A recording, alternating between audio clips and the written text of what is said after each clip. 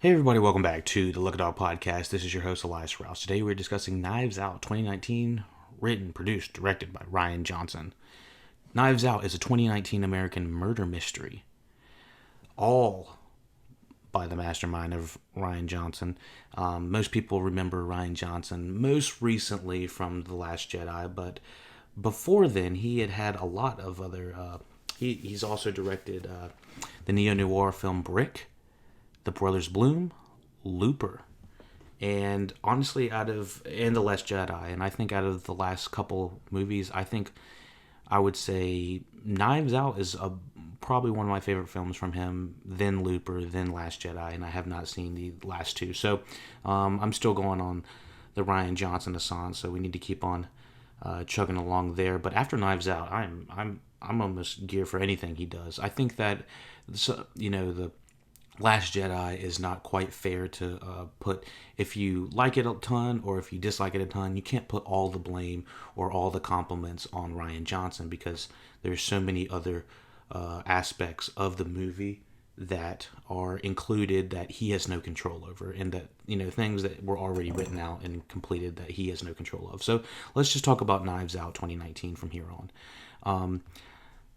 This is described as a modern take on the kind of the Agatha Christie, like whodunit.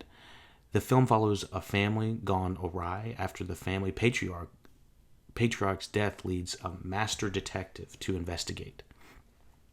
The master detective is played by Daniel Craig.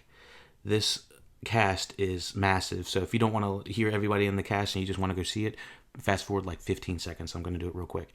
This film includes Daniel Craig, Chris Evans, Ana de Armas, Jamie Lee Curtis, Michael Shannon, Don Johnson, Toni Collette, Lakeith Stanfield, Catherine Langford, Jaden Martell, and Christopher Plummer. And it is a phenomenal cast. Now this is powerhouse casting right here. I don't even it's a massive fucking budget. I think the budget is the running time is 130 minutes. Budget is $40 million, and there are no major explosions. There's nothing crazy like that. I don't think there's any major CGI. So it's a pretty big movie for not having anything like that in it. But it's because of these powerhouse names that you need to have that big of a check to have them on there. So let me bring up the Knives Out IMDb real quick. And my notes. Yeah, so we have fucking banging ass cast lineup, and let me see what we have right here on the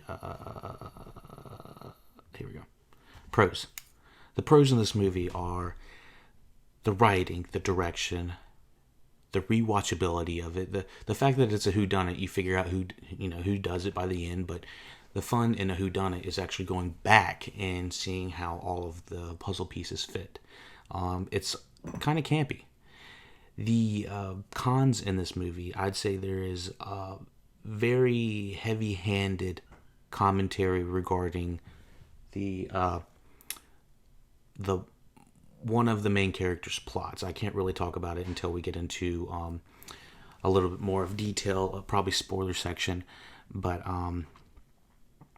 yeah, there's a little bit heavy-handedness of the political commentary is what I'd say, but other than that, I thought it worked really well. There's fourth wall breaking moments within the movie, and I'd say overall the balance between having a mystery, kind of a little bit of drama, and a lot of bit of comedy, I think it all really works really well. And I would totally recommend it to anybody, families that want to kind of go watch a good old-fashioned whodunit. I kind of wish it was on Netflix. It would be great to recommend just instantly to watch it. So yeah, let's definitely support Knives Out. It's one of the better movies of the year. I think it probably got in the lower top 10 of the year. There's been tons of good movies that have been coming out kind of at the end of this year, so keep an eye on this one. Let's talk about this in spoiler section right now. So at the very end, it's kind of a convoluted plot.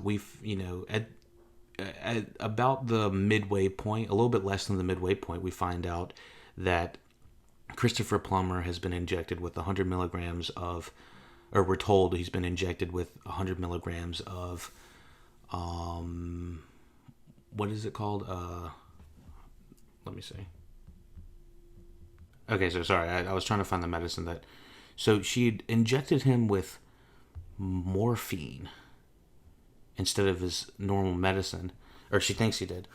And long story short, we find out Ransom, played by Chris Evans, he switched the vials. He kidnapped Fran. He's burned down the toxology report place or whatever, and a ton of things kind of happen in a way that's sort of told and not shown in the third act, basically because we can't see. We're all from Marta's point of view from the beginning, and having Ransom have all of this, side quests and stuff like that for him to reach to the very end did feel a little bit, like extreme for me. Like, I never felt like when I was watching this character that he was going to be the guy that was going to switch the vials, that was going to kidnap Fran, that was, that led to her murder. There's a lot of leaps and bounds I got to do to believe that Ransom is that kind of guy, and I kind of never believed that on, I guess it was Chris Evans because we know him as Captain America. I just never thought he would be that guy.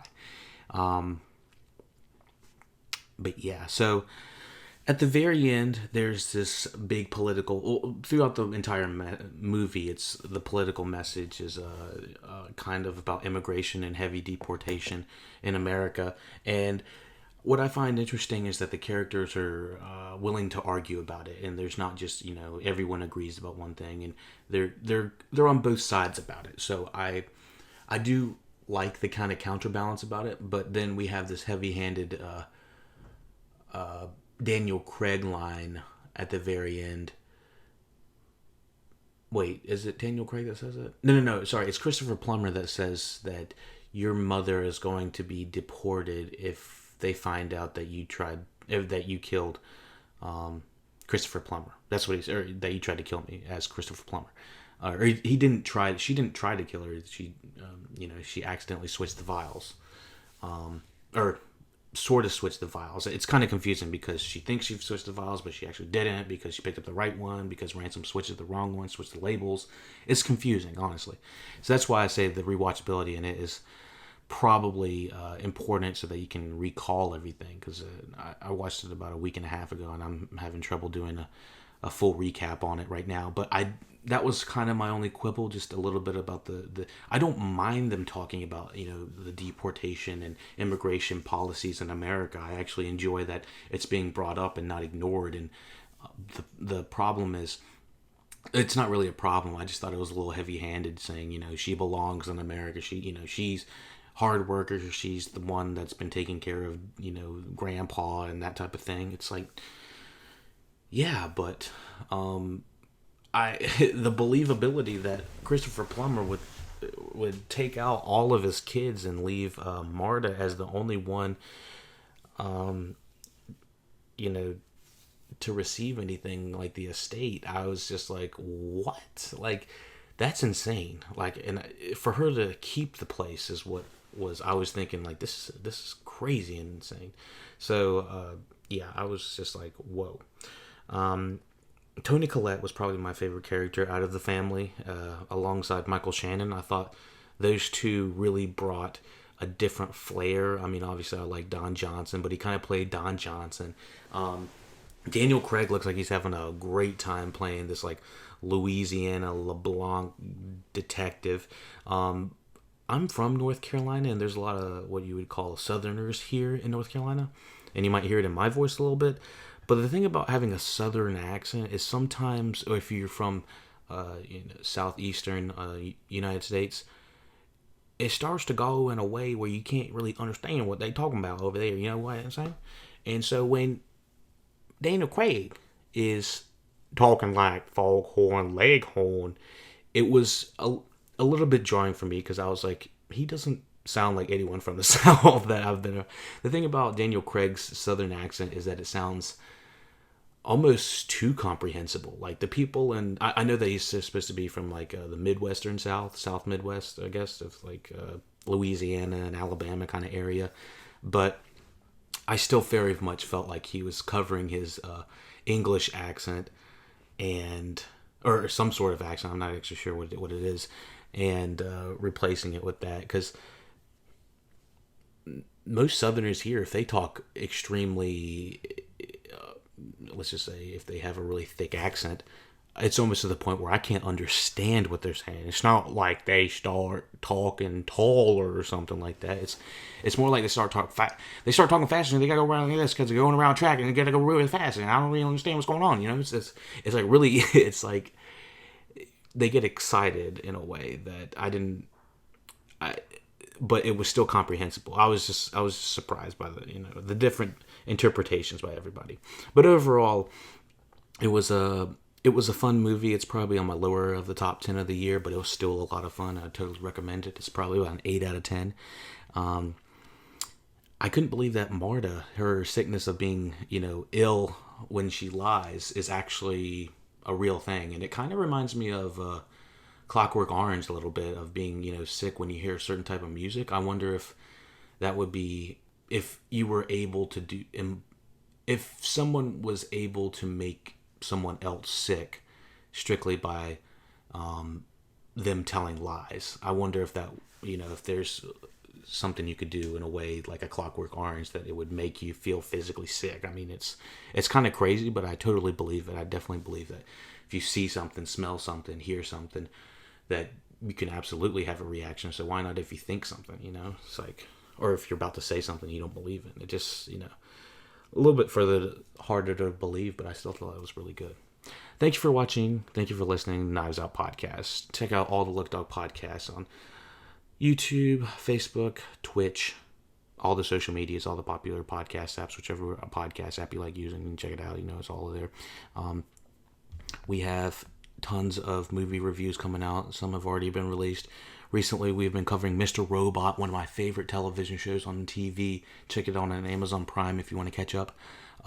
Watchmen 2009, and then Watchmen on HBO is just wrapped up. We're going to cover that in full season review coming down the tube. The Irishman 2019, Mr. Robot, like I said, Eyes Wide Shut, The Shining, Terminator Dark Fate, Dr. Sleep 2019. Don't sleep on Dr. Sleep, I'll tell you that. The Lighthouse 2019. We also went back and checked out Parasite 2019, one of the best movies of the year. So check all of those out, all the podcast apps. All available. Check them out, LuckyDogPodcast@gmail.com. For questions, comments, concerns, paypal.me/LuckyDogPodcast for donations. Thank you, and take it easy. So my problems with Knives Out really just come from the overbearing immigration or deportation message that they're trying to wedge in here with the main character.